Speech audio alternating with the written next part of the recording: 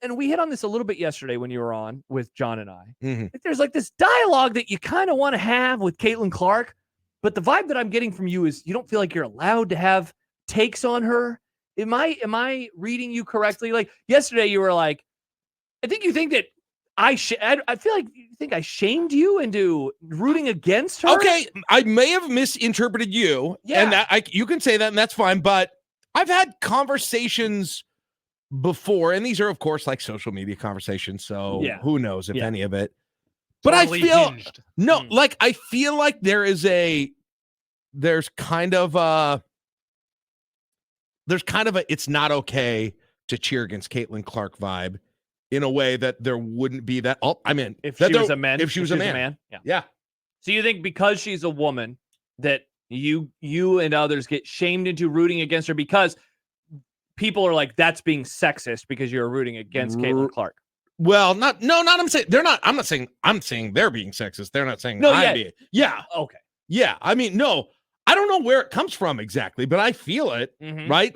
I don't know if maybe other people feel this too. Like after that LSU game, I felt like that was a whole thing. I just talked to a lot of people who were Husker fans, who were like big Caitlin Clark fans, which is fine. That's basically, and I like that's basically what you said. And I was like, she kicks ass. And I was like, oh, I'm cheering against her. I hope they lose. I was glad LSU won. Yeah. That was fun. Yeah. I enjoyed the whole thing. And I don't know. I felt there was a little judgment from people on that, from Nebraska fans.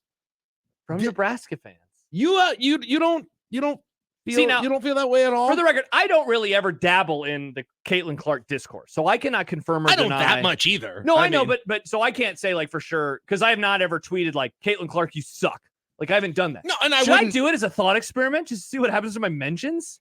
It sounds kind of terrible. Well, I mean, again, I am anti Caitlin Clark. Like if I tweeted that out, like what it would turn into. It is interesting to imagine if you would say like the same things that you would say about a male player of some sort. How different the reaction would be. I don't know who's right or wrong about any of this, but like I do think there's like I think I feel more hesitant about it, right? To say for right to say or for how wrong, you really feel about her, to openly cheer against her because you feel like you're going to get shamed.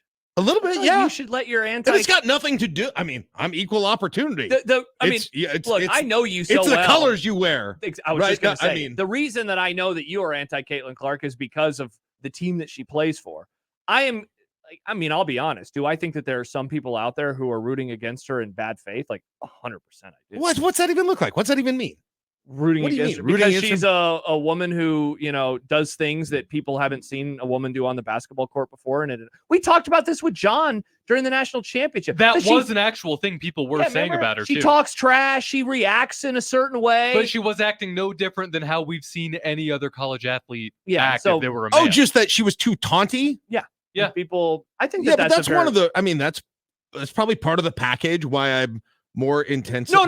I'm not disagreeing with that, but I'm saying I think that there are people out there who root against her because she doesn't act womanly. Mm-hmm. Oh, I see what you're saying. Yeah. So I'm saying when they root against her, they're doing it in bad faith. They don't think a women's player, women's player. No, I mean, listen, I think that exists. I liked when the taunting happened back to her. Mm-hmm. So that's obviously not my position there at all. See, and that's the thing. Like I was defending the LSU team. Yeah, in a way, it's hard to have this discussion with you, not because you're not presenting good points, but more because I know you, and so you're someone who just hates everybody that's not a Nebraska Cornhusker.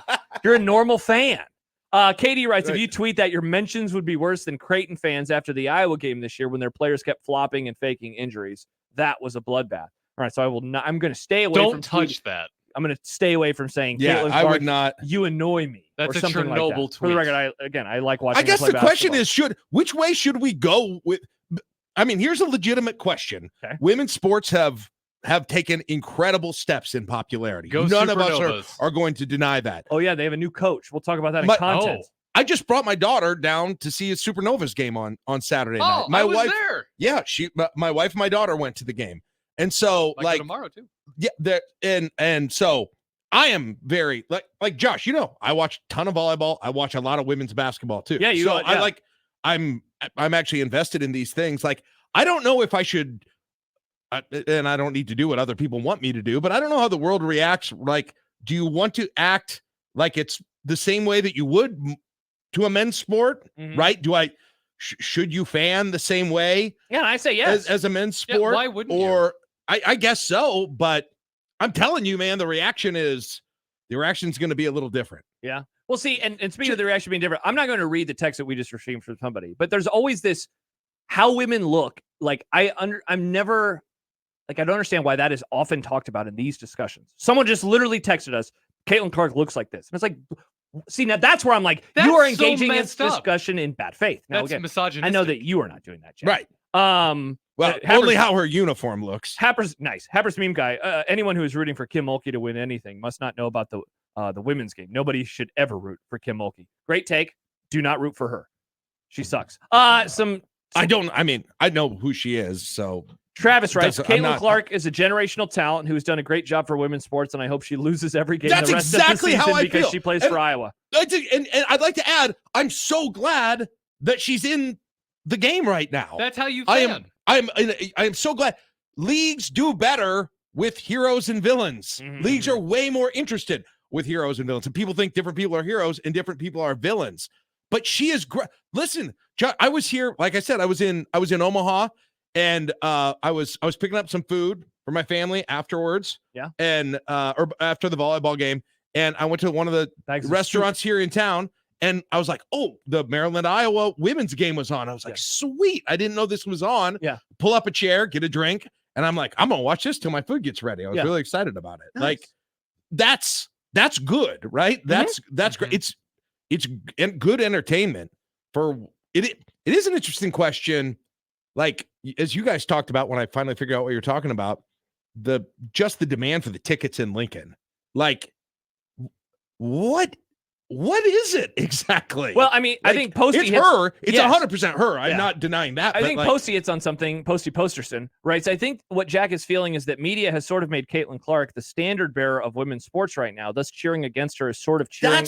That's sort of cheering against women's sports. I think that's well said. I think she definitely is the standard bearer. I mean, you just asked what is it about her that tickets are going for what, $400 or whatever John said it was. I mean, she is very unique. Yeah. What do you think it is? I mean, again, her game does not look like the women's game that I grew up watching. You know, that I think that's the biggest thing is now I would say this. I think basketball has changed a lot in the Steph Curry era in like people pulling up from super deep and shooting from the logo. Like, this is such a me thing, but I randomly stumbled upon this Kentucky, North Carolina basketball game from like 2001 on Saturday night.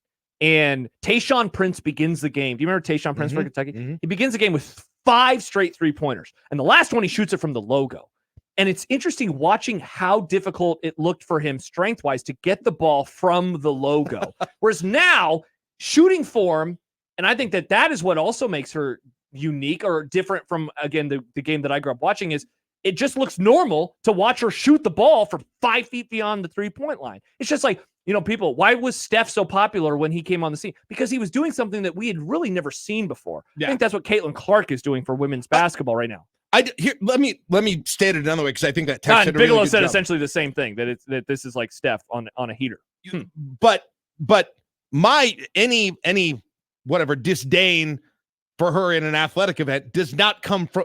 It's not a function of the attention that she's receiving, right? You're not annoyed by her like people were by like Tim Tebow, for example. Right. Or Taylor Swift, for instance. Yeah. I mean, for you, it's purely Iowa. Yeah, I mean, she's got her own tendencies, I think we could say, on the court, the way she reacts to things that are dislikable. I mean, like, here's a question. I would go nuts on a Wisconsin men's sure. player if they I would be relentless because they have like Hall of Famers that do that. So like if she played for I'm just trying, like South Carolina, like I wonder what our takes would be here locally on her. That's a really good question. You know, because nationally she is obviously a huge star. Here it's very unique given that Nebraska plays Iowa twice a year, and so like we do truly see her up close. Like, and I've seen her beat Nebraska 4 or 5 times, right? Every time they play, like they've literally never, including in the Big Ten tournaments, some good games though. Yeah. So I don't know. That's a really interesting question. If she played for South Carolina or Baylor or something. Yeah. Again, Posty said she has become the standard bearer of women's sports right now. Thus, cheering against her is sort of cheering against women's sports. Right.